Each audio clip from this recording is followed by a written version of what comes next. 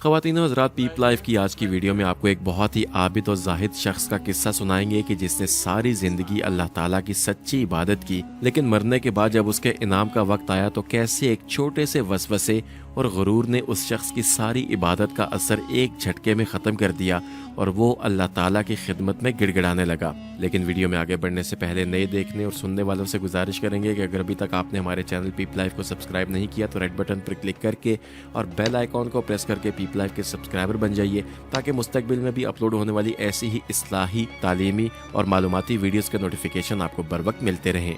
पिछली उम्मतों में एक वलीउल्लाह था जो बहुत ही इबादत गुजार, जाहिद और आबिद था। वो दीन हनीफ का मुकम्मल पैरोकार था और सारे काम छोड़कर हर वक्त इबादत में लगा रहता था, मगर बीवी, बच्चों का और दीगर दुनियावी मसाइल भी सामने थे। चुनाचे उसके दिल में ख्वाहिश पैदा हुई कि इन तमाम झगड़ों को छोड़कर किसी तरीके से हर वक्त इबादत में मशगूल रहे। उसने बीवी बच्चों से अलहदगी इख्तियार की, सारी जायदाद और मालो दौलत दे दिलाकर समुंदर के वस्त में एक जजीरा था, वहां आकर डेरा डाल दिया।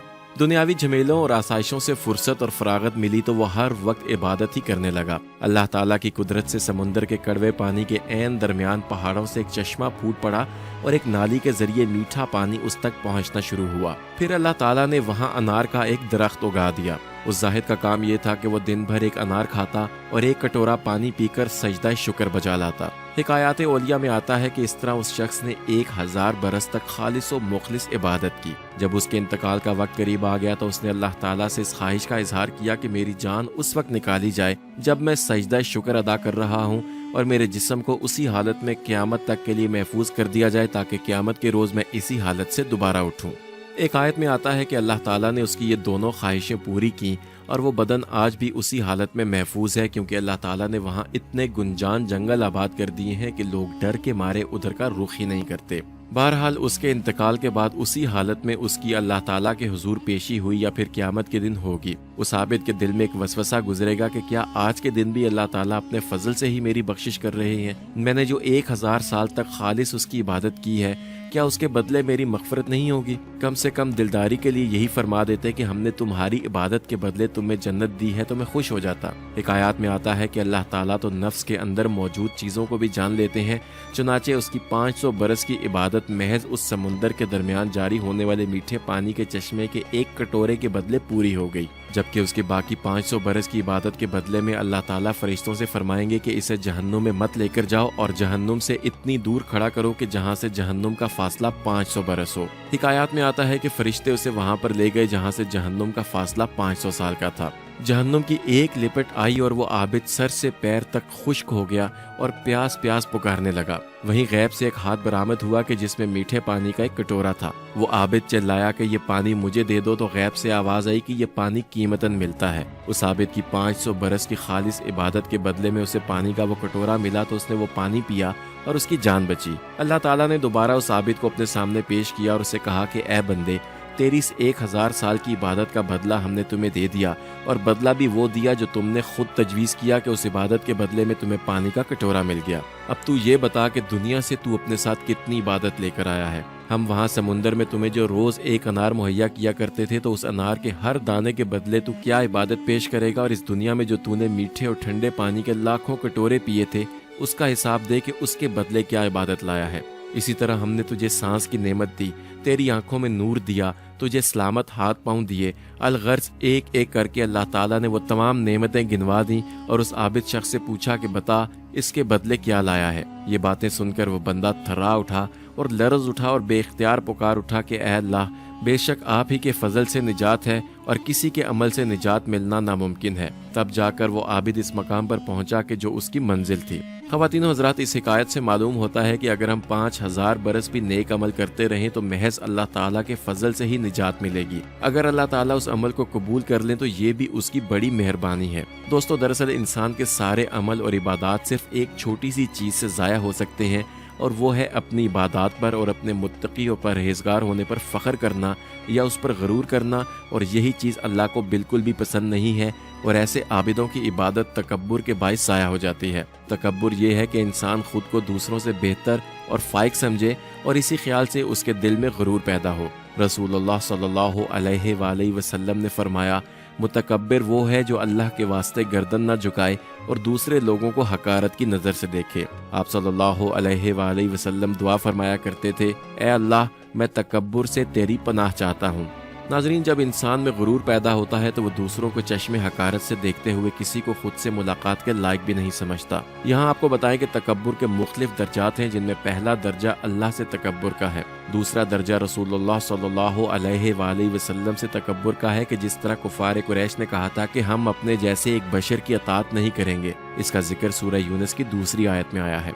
तीसरा दर्जा वो तकब्बुर है जो आदमी अल्लाह के बंदों के साथ करे। ऐसा शख्स बारगाह इलाही में किस कदर मातूब होगा, इसका अंदाज़ा इस हदीस कुदसी से लगाया जा सकता है कि जिसमें अल्लाह ताला फरमाते हैं, शान और बुजुर्गी मेरा लिबास है और जो इन दोनों सिफात में मेरा मुकाबला करेगा मैं उसे हलाक कर दूंगा। बस बंदों से तकब्बुर करना सिवाय अल्लाह बुजुर्ग व बरतर के किसी और को शायान नहीं।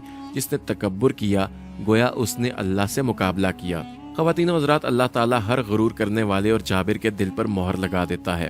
हज़ूर अकरम सल्लल्लाहु अलैहि वसल्लम अक्सर फरमाया करते थे कि मैं उससे जो मेरा और तुम सब का रब है और हर मगरूब व मुतकब्बर के शर से पनाह मांगता हूँ जो रोज़े हिसाब पर ईमान नहीं रखता। ख़वातीनो हज़रात, गुरूर व तकब्बुर के बहुत से असबाब हैं, लेकिन बिलअमूम लोग 4 चीज़ों पर तकब्बुर करते हैं। तकब्बुर का पहला सबब इल्म है। जब कोई आलिम अपने इल्म की वजह से दूसरों को अपने सामने जाहिल और जानवरों की तरह ख्याल करता है तो ये इल्म का तकब्बुर है।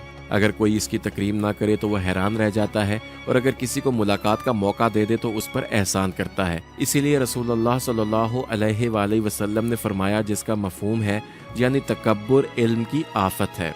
दोस्तों, तकब्बुर की दूसरी वजह वो तकब्बुर है जो बाज़ आबिदों और जाहिदों में पाया जाता है। उनमें से बाज़ आखिरत के मामले में खुद को हक ताला का मुकर्रब गर्दानते हैं और वो अज़रोए तकब्बुर चाहते हैं कि अल्लाह के बंदे उनकी खिदमत में लगे रहें। वो इबादत तो अल्लाह ताला के लिए करते हैं लेकिन उसका एहसान दूसरों पर रखते हैं। ऐसे आबिदों की इबादत तकब्बुर के बाइस ज़ाया हो जाती है। तकब्बुर की तीसरी वजह नस्ब और ख़ानदान का तकब्बुर है। ऐसे लोग ये ख्याल करते हैं कि दूसरे तमाम लोग उनके ग़ुलाम और महकूम हैं। हज़रत अबू ज़र गफ़ारी रज़ी अल्लाह ताला अन्हु फरमाते हैं कि मेरा एक शख्स से झगड़ा हो गया तो मैंने उसे हबशन के बेटे कहकर मुखातिब किया। रसूलुल्लाह सल्लल्लाहु अलैहि वसल्लम ने यह सुनकर मुझसे फरमाया, ऐ शख्स, मत भूल के किसी गोरी के बेटे को किसी काली के बेटे पर फजीलत नहीं। ये इरशाद सुनकर मैं डर गया। फौरन उस शख्स के पास गया और जाकर कहा, ऐ शख्स उठ और अपना पाँव मेरे रुखसार पर रख ताकि मेरे कौल का बदला हो जाए। नाजरीन, तकब्बुर का चौथा सबब माल और दौलत का घमंड है। जैसा कि कुरान हकीम में 2 आदमियों का वाक़या मज़कूरा है कि उनमें से एक ने अज़राह तकब्बुर कहा, मैं तुझसे माल और दौलत में ज़्यादा हूँ सो तुझसे ज़्यादा इज़्ज़त वाला हूँ। दोस्तों, इस्लाम ने बता दिया है कि इनमें से कोई भी चीज़ फ़ख्र और गुरूर का ज़रिया नहीं, बल्कि तुम में से अल्लाह के नज़दीक ज़्यादा इज़्ज़त वाला वो है जो ज़्यादा परहेज़गार है। हज़रत अब्दुल्ला बिन मसूद से रिवायत है कि जिस शख्स के दिल में ज़र्रा बराबर भी तकब्बुर होगा वो जन्नत में दाखिल नहीं हो सकेगा। इन अहकामात को जहन नशीन करने के बाद इंसान को चाहिए कि अल्लाह ताला को पहचाने कि अज़मत व बुजुर्गी सिर्फ उसी के लिए है, उसके बाद खुद को पहचाने। कुरान पाक में एक जगह आता है कि इंसान मारा जाए ये कैसा नाशुक्रा है। इसे अल्लाह ने किस चीज़ से बनाया? नुतफ़े से बनाया और फिर उसका अंदाज मुकर्रर किया, फिर उसके लिए रास्ता आसान कर दिया और फिर इसे मौत दे दी, सो उसे कब्र में पहुंचाया।